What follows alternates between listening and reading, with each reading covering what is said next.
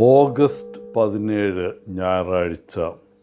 ലൂക്ക 12:49 മുതൽ 53 വരെ വാക്യങ്ങൾ. ഒരു കത്തോലിക്കനായ ചെറുപ്പക്കാരനുണ്ടായിരുന്നു. അവൻ റോയൽ എയർഫോഴ്സിലേക്ക് ഡ്രാഫ്റ്റ് ചെയ്യപ്പെട്ട അന്നേ ദിവസം 30 മറ്റ് പുരുഷന്മാരോടൊപ്പം ഒരു സൈനിക ബാരക്കിൽ പ്രവേശിച്ചു. ആദ്യ രാത്രിയിൽ തന്നെ അവന് ഒരു വലിയ തീരുമാനമെടുക്കേണ്ടിയിരുന്നു. സൈനിക സേവനത്തിൽ ചേരുന്നതിന് മുമ്പ് അവൻ എപ്പോഴും വീട്ടിൽ സന്ധ്യയ്ക്ക് മുട്ടുകുത്തി പ്രാർത്ഥിക്കുമായിരുന്നു. ആ പതിവ് ഇവിടെ തുടരണമോ എന്നതായിരുന്നു അവൻ്റെ സന്ദേഹം. അവസാനം അവൻ സ്വയം പറഞ്ഞു, ആളുകൾ കാണുന്നതുകൊണ്ട് ഞാൻ എന്തിന് എൻ്റെ പ്രാർത്ഥന മാറ്റണം? വീട്ടിൽ നിന്ന് മാറി മറ്റൊരു ജീവിതം ആരംഭിക്കാൻ പോകുന്നത് ഞാൻ എന്ത് ചെയ്യണം അല്ലെങ്കിൽ എന്ത് ചെയ്യരുതെന്ന് മറ്റുള്ളവർ നിർദ്ദേശിക്കുന്നതനുസരിച്ച് ഞാൻ ചെയ്യണമോ? അവസാനം അവൻ മുട്ടുകുത്തി പ്രാർത്ഥിക്കാൻ തീരുമാനിച്ചു. അത് കഴിഞ്ഞപ്പോൾ എല്ലാവരും തന്നെ കൗതുകത്തോടെ നോക്കുന്നത് അവൻ മനസ്സിലാക്കി. കുരിശടയാളം വരച്ചപ്പോൾ താനൊരു കത്തോലിക്കനാണെന്ന് അവർക്കറിയാം എന്ന് അയാൾക്ക് മനസ്സിലായി. ബാരക്കിലെ ഏക കത്തോലിക്കനായിരുന്നു അവൻ. എന്നിട്ടും എല്ലാ രാത്രിയും അവൻ മുട്ടുകുത്തി പ്രാർത്ഥിച്ചു.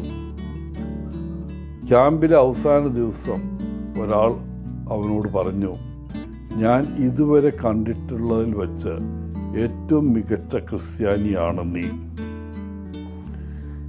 ഇന്നത്തെ സുവിശേഷത്തിലെ ഒരു കാര്യം ഈ കഥ വ്യക്തമാക്കുന്നു. യേശുക്രിസ്തുവിനോടുള്ള പ്രതിബദ്ധത എന്നാൽ ചില കാര്യങ്ങളിൽ നമ്മൾ ഒരു നിലപാട് സ്വീകരിക്കുക എന്നതാണ്. ചിലപ്പോൾ ആ നിലപാട് നമ്മെ മറ്റുള്ളവരുമായിട്ട് എതിർക്കാൻ ഇടവരുത്തിയേക്കും. എന്നാൽ യേശു പറയുന്ന തരത്തിലുള്ള സാക്ഷ്യം നൽകാൻ നമുക്ക് കഴിയുന്നത് ഈ എതിർപ്പാണ്. ചിലപ്പോൾ യേശുവിനോടുള്ള നമ്മുടെ പ്രതിബദ്ധത ഇന്നത്തെ ഒന്നാമത്തെ വായനയിൽ ജെറമ്യ പ്രവാചകന് സംഭവിച്ചതുപോലെ നമ്മെ പീഡിപ്പിക്കും. അല്ലെങ്കിൽ രണ്ടാമത്തെ വായനയിൽ പൗലോസ് അപ്പോസ്തലൻ സൂചിപ്പിക്കുന്ന പോലെ അത് നമ്മെ ബുദ്ധിമുട്ടിക്കാനിടയാക്കും. ഇന്നത്തെ സുവിശേഷത്തിൽ യേശു മുന്നറിയിപ്പ് നൽകുന്ന പോലെ ചിലപ്പോൾ അത് നമ്മുടെ സ്വന്തം കുടുംബത്തിൽ നിന്ന് എതിർപ്പിന് ഇടയാക്കും. ഇന്നത്തെ സുവിശേഷത്തിൽ വികാരഭരിതവും അസ്വസ്ഥത ഉളവാക്കുന്നതുമായ ചില വാക്കുകളുണ്ട്. അതിലൊന്നിതാണ്.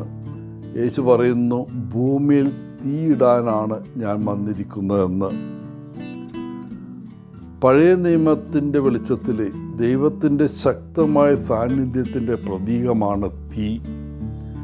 ഇസ്രായേലിൽ മരുഭൂമിയിലൂടെ വാഗ്ദത്ത ദേശത്തേക്ക് പ്രവേശിക്കാൻ അലഞ്ഞു തിരിയുമ്പോൾ അവരെ അനുഗമിച്ച അഗ്നിസ്തംഭമായ കത്തുന്ന മുൾപ്പടർപ്പിൽ മോശയെ നാം ഓർക്കുന്നു. അതുപോലെ പെന്തക്കോസ്താ ദിനം ശിഷ്യന്മാരുടെ മേൽ വന്നിറങ്ങിയ അഗ്നിനാവുകളെയും. മനുഷ്യഹൃദയങ്ങളെ ജ്വലിപ്പിക്കുകയും അവരുടെ ജീവിതത്തിൻ്റെ ദിശ മാറ്റാൻ അവരെ പ്രേരിപ്പിക്കുകയും ചെയ്യുന്നത് ഈ പെന്തക്കോസ്താ അഗ്നിയാണ്. രണ്ടാമതായി, തൻ്റെ സ്നാനം പൂർത്തീകരിക്കപ്പെടാനുള്ള ആഗ്രഹം യേശു പ്രകടിപ്പിക്കുന്നു. നമുക്ക് മോചനം ലഭിക്കാൻ ഭയാനകമായ കഷ്ടപ്പാടിലും മരണത്തിലും മുഴുകുന്നതിനെയാണ് ഇവിടെ സ്നാനം കൊണ്ട് കർത്താവ് സൂചിപ്പിക്കുന്നത്.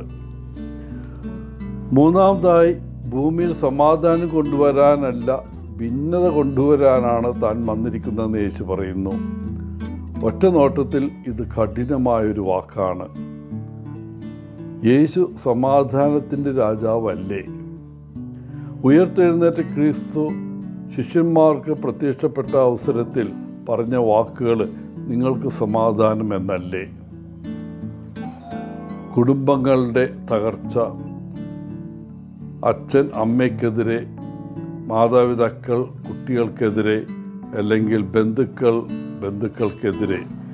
നിർഭാഗ്യവശാൽ ഇതൊക്കെ പണ്ടുകാലത്ത് സാധാരണമായിരുന്നു. കാരണം ഒരു കുടുംബത്തിലെ ഒന്നോ അതിലധികമോ അംഗങ്ങൾ ക്രിസ്തുവിനെ അനുഗമിക്കാനും സ്നാനമേൽക്കാനും തീരുമാനിക്കുമ്പോൾ മറ്റുള്ളവർ അവരോട് നീരസം പ്രകടിപ്പിക്കും. തന്നെ അനുഗമിക്കാൻ ആഗ്രഹിക്കുന്നവർ വേണ്ടി വന്നാൽ വീടും കുടുംബവും ഉപേക്ഷിച്ച് ക്രിസ്തീയ സഹോദരന്മാരുടെ ഒരു പുതിയ കുടുംബത്തിലേക്ക് പ്രവേശിക്കാൻ തയ്യാറായിരിക്കണമെന്ന് യേശു മുന്നറിയിപ്പ് നൽകുന്നു. പ്രിയപ്പെട്ടവരെ, ക്രിസ്തുവിനും സുവിശേഷത്തിനും വേണ്ടി ഒരു കുടുംബം ഉപേക്ഷിക്കുന്ന ഒരാൾ വാസ്തവത്തിൽ ആ കുടുംബത്തോട് കൂടുതൽ സ്നേഹമാണ് കാണിക്കുന്നത്.